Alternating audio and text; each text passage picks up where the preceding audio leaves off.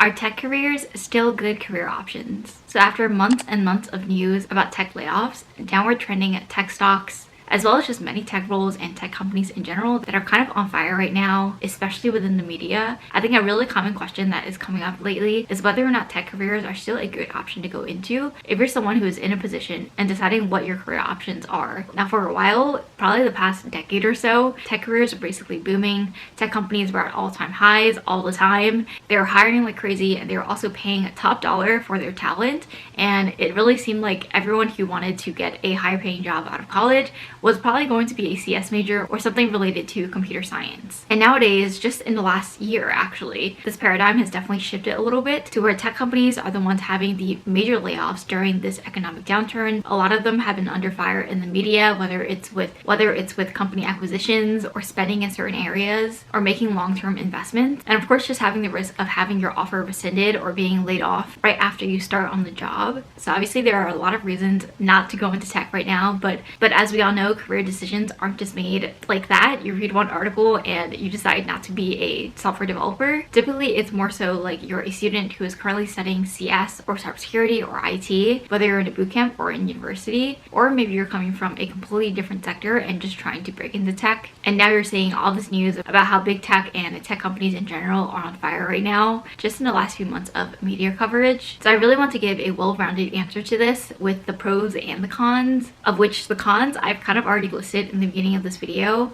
Lots of tech companies are cutting back on budget, on hiring, and there have been many, and there may continue to be more layoffs, more hiring freezes, more offers being rescinded, and that is definitely a reality of where we're heading towards. But as an optimist, I don't want to just focus on the negative, especially when people have already dedicated years of their lives either studying for a degree to get into tech or paid thousands and tens of thousands of dollars for a bootcamp program, and now they're trying to get hired in tech. Or if you're studying for a certification to get into cybersecurity, or if you're in another sector and trying to break into cybersecurity by studying for a certification, you don't want all of your efforts to go to waste. So while all of this is happening with big tech companies and tech roles in general, I still think that there are many good reasons to still consider a career in tech, even though right now in the short term it may seem a little bit grim in terms of hiring prospects with all the layoffs and hiring freezes that you see. But I really don't think that this will permanently cripple the tech economy. I don't think that all of the big tech companies are going to go under due to these circumstances, and I do think that they'll eventually bounce back, but that just may take some time, and whether that may take months or years. But of course, in general, being in a recession, this is definitely something that had been kind of foreshadowed and hinted at. So let's go into a few reasons why you still should consider a career in tech. Number one, I think, is the flexibility of your skill set. So yes, many companies may still be having layoffs, but one of the best things about being a tech worker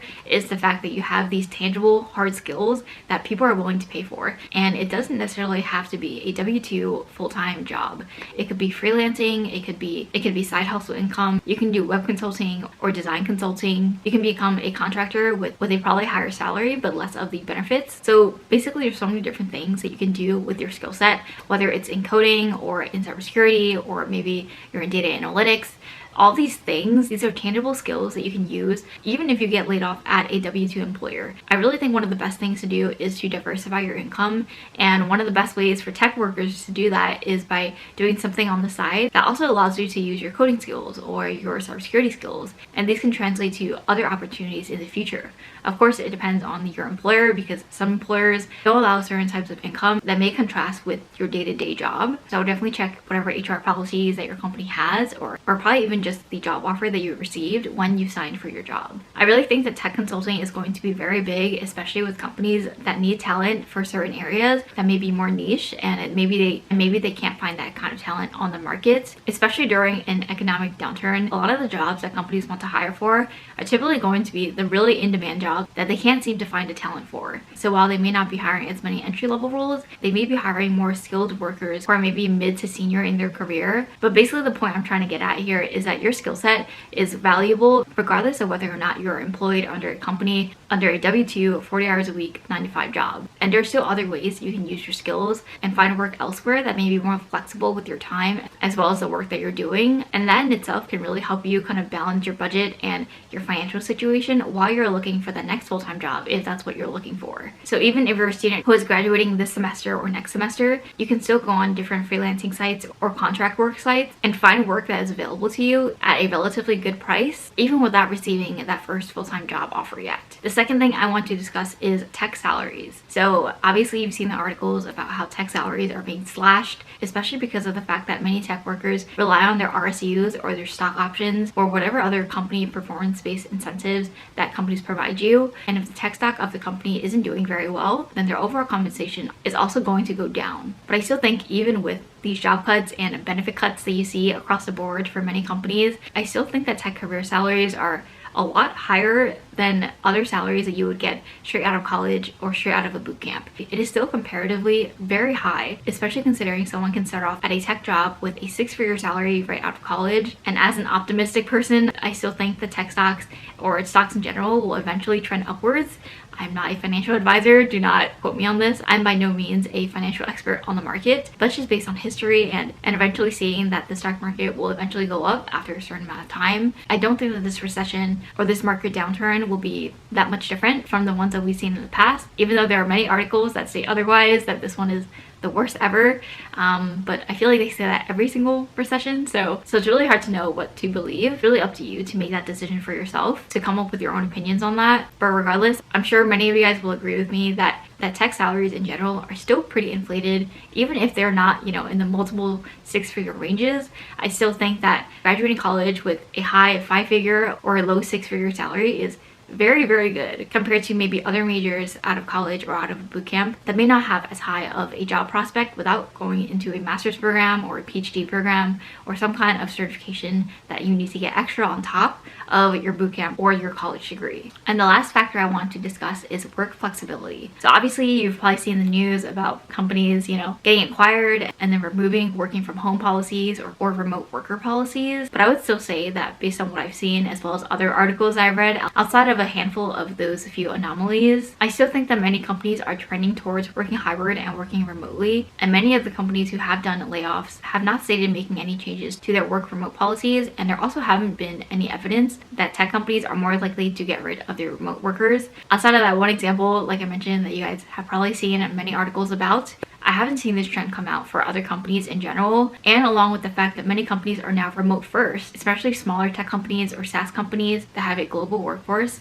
and aren't necessarily tied to a specific office location or a city or a country. And I really think that those companies also tend to have a lot more opportunity to make an impact, to work on interesting problems, as well as to help grow and scale the company, as well as of course your personal and professional development at the role. So maybe there may be a trend down the line where people are going to focus more on smaller or newer startup/tech companies compared to the big tech companies that seem to be the most volatile right now during an economic downturn. So I really think that's something to consider, especially if you're someone who is looking for a job in cybersecurity or in tech or software engineering, any role that's in tech right now basically. I still think that tech jobs in general have the most flexibility and versatility in terms of being able to work remotely or from certain locations or certain time zones, and even being able to work certain hours they're able to set, just because of the fact that a lot more companies with a lot more tech teams just tend to be more flexible compared to other roles where you may need to be in a specific office setting to do your work. You may need to be on site with a client to get your work done as a consultant, for example,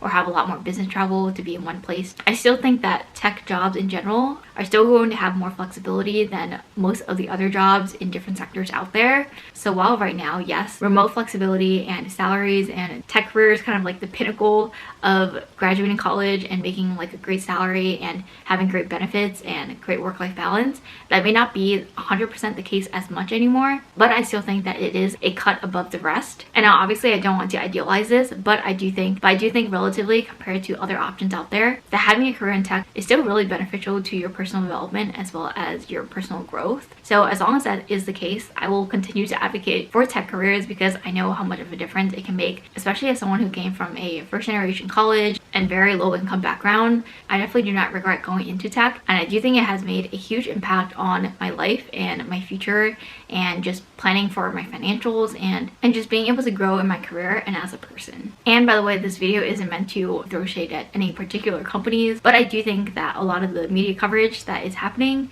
does tend to be very negative right now. So if you're someone who is going for a career in tech, definitely just stay positive and continue trying to apply, interview. If you're interested specifically in cybersecurity, I do have a course on how to get your first job in cybersecurity linked in my description below. That is it for this video. Thank you guys so much for watching, and if you like this video, please give it a thumbs up and subscribe and turn on post notifications.